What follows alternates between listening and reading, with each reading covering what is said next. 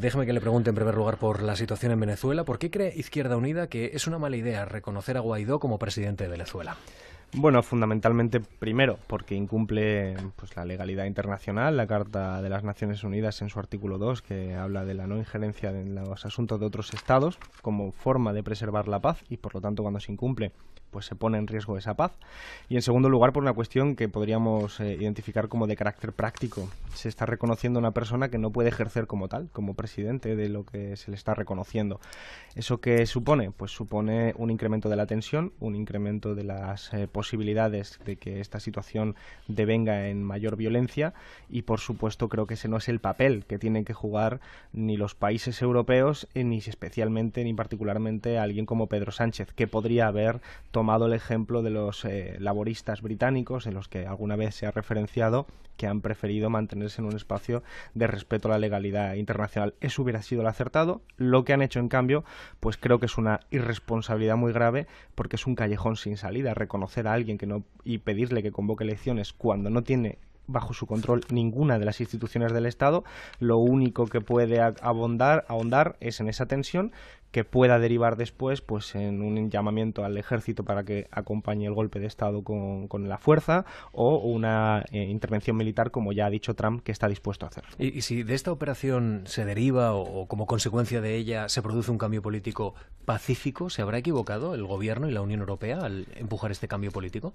Bueno, es que es fundamentalmente especulativo. Hay que recordar que aquí ha habido un proceso de mediación internacional, porque hay una crisis social y política en Venezuela desde hace mucho tiempo, reconocida por todos los actores, y ha habido un proceso de mediación en el que han formado parte, entre otros, el Vaticano o alguien como José Luis Rodríguez Zapatero, expresidente del Gobierno de España y miembro del Partido Socialista.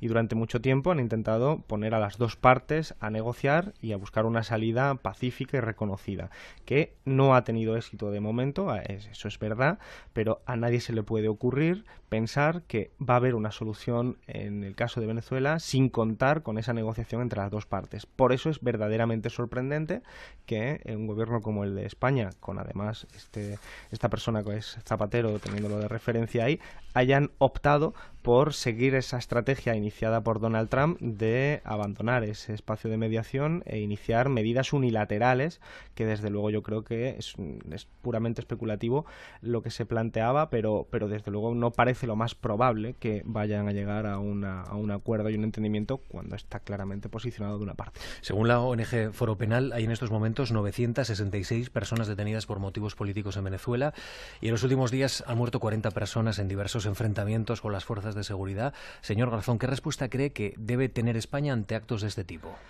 Pues ayudar a que se resuelva esa crisis política y social que existe. Es una crisis política porque evidentemente hay una oposición que ahora parece menos fragmentada, pero que es muy importante y que llegó a ganar una de las elecciones legislativas, y hay una presidencia del gobierno que se enfrenta a ese espacio. Hay una crisis social porque hay un montón de emigración, consecuencia también de una crisis económica derivada pues de los bajos precios del petróleo y de una malísima y nefasta gestión económica reciente. Y esto se da en unos parámetros desgraciadamente muy habituales en América Latina, en el que existe mucha violencia, en el que existe una circunstancia que no son comparables con lo que afortunadamente tenemos en Europa. Por poner el ejemplo de Colombia, pues van más de una docena de sindicalistas asesinados en enero de 2019. Pero a nadie se le ocurre que como consecuencia de eso lo que haya que hacer sea intervenir en los asuntos de Colombia o los de otro país, como puede ser El Salvador, Honduras, etcétera, precisamente porque hay que salvaguardar la legalidad internacional para evitar un conflicto mayor. Y un conflicto mayor supone pues la posibilidad de una guerra civil, una intervención militar o el estallido de algo que luego es incontrolable. No olvidemos que aquí hay países como Rusia o China, que no son países pequeños, que están apoyando la dirección contraria de lo que está haciendo Donald Trump o algunos países de la Unión Europea. Por lo tanto, ese no puede ser nunca el camino. Tiene que ser un camino guiado pues por las resoluciones de las Naciones Unidas, que en este caso se ha mantenido neutral. Es decir, el Partido Socialista, por ejemplo, ha iniciado un camino muy peligroso, muy irresponsable, que está lejos, absolutamente casi opuesto a la decisión de las Naciones Unidas. ¿El camino correcto? El camino que seguía el Vaticano, que lógicamente yo tengo muchas diferencias con ese país y ese Estado, y Rodríguez Zapatero, que también tengo muchas diferencias, pero creo que son personas que han entendido que la solución solo puede venir por la vía del diálogo, la negociación, reconociendo todo lo que está fallando. ¿Usted vio la entrevista en La Sexta de Nicolás Maduro el domingo? Sí, no la vi entera, pero vi fundamentalmente la mayoría. ¿Y la retórica de Maduro no le incomodó a usted como una persona de izquierda?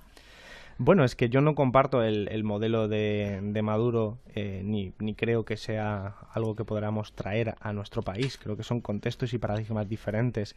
Creo que lo que estuvo haciendo, las respuestas, estoy de acuerdo en algunas de las que hizo, en otras tendría mis matices, pero creo que fue una entrevista que permitió, por ejemplo, que conociéramos una persona que está siempre caricaturizada en nuestro país, una persona que ha sido insultada, humillada muchísimas veces y la mayor parte de ellas sin ningún tipo de fundamento en nuestro país, en un país como el nuestro que ha vivido pues muchas entrevistas a gente de la oposición, a venezolanos que se han venido a España a vivir, que hay muchos en nuestro país, pero que rara vez había escuchado la versión directa de la otra parte, y por lo tanto creo que fue una entrevista muy interesante que permitió ver que detrás de la caricatura que se había construido hay una persona con ideología, una persona con la que desde la izquierda podemos ser críticos, y yo lo he sido muchas veces, pero que frente a una amenaza como la que están sufriendo ahora mismo de un golpe de Estado, pues desde luego hay que apoyar a este gobierno. ¿Venezuela vive una dictadura hoy? No, absolutamente no. Que es un régimen democrático, porque tiene fallas. Sí, tiene falla como lo tiene todo. De hecho, para mí la democracia implica no solo un elemento de procedimiento, es decir, de competición electoral entre partidos, sino que también implica pues la existencia de servicios públicos suficientes para salvaguardar la vida y la dignidad de las gentes. Y por lo tanto, en ese sentido, siempre diría, no existe una democracia plena en ninguna parte del mundo.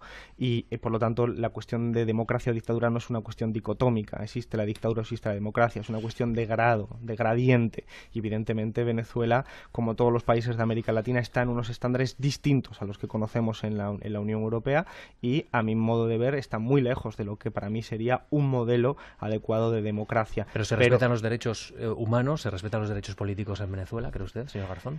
Yo creo que se vulneran muchos derechos humanos en Venezuela, pero se vulneran muchos derechos humanos también en la Unión Europea. Quiero decir, estamos hablando desde un país que acaba de prohibir, con una decisión del gobierno de Pedro Sánchez, que salgan barcos ONGs a rescatar personas que se están muriendo en el Mediterráneo. Por lo tanto, aquí también se vulneran los derechos humanos, y podría poner muchos otros ejemplos. Por lo tanto, no puede ser ese el elemento diferenciador. Todo eso es lo que hay que resolver, pero las elecciones en Venezuela se han sido reconocidas siempre como uno de los sistemas más seguros del mundo, algo dicho, por ejemplo, por Jimmy Carter, expresidente de Estados Unidos. Por lo tanto, atendemos a que son elecciones absolutamente libres y absolutamente legítimas, y por lo tanto, en ese plano, en el plano estrictamente procedimental, hay efectivamente una democracia. Tanto es así que la Asamblea Nacional ha sido elegida por ese mecanismo electoral, y el actual autoproclamado presidente Guaidó fue elegido por esas elecciones en el sistema de Venezuela. Por lo tanto, evidentemente, esos son partes de las que funcionan. Hay muchas otras cosas que no funcionan en Venezuela, pero desde luego lo que son las elecciones sí que funcionan. ¿Van a apoyar la petición del PP para que el presidente comparezca en el Pleno y explique la posición en esta crisis? Bueno, nosotros tendremos que valorarlo, pero a mi modo de ver es fundamental que Pedro Sánchez explique qué es lo que quiere hacer, porque está poniendo y exponiendo a nuestro país a una decisión absolutamente irresponsable, como he explicado anteriormente, y no voy a abundar en ello, pero sobre todo de enorme magnitud. Es decir, este tipo de decisiones no se pueden tomar a la ligera, y a mí me da la sensación de que en parte se han tomado a la ligera, o como mínimo es evidente que se ha tomado sin el concurso del Parlamento. Yo imagino que en el caso de que se tuviera que votar, Partido Popular, Ciudadanos votarían a favor de Pedro Sánchez, incluso queriendo ir más allá, porque son aún más irresponsables.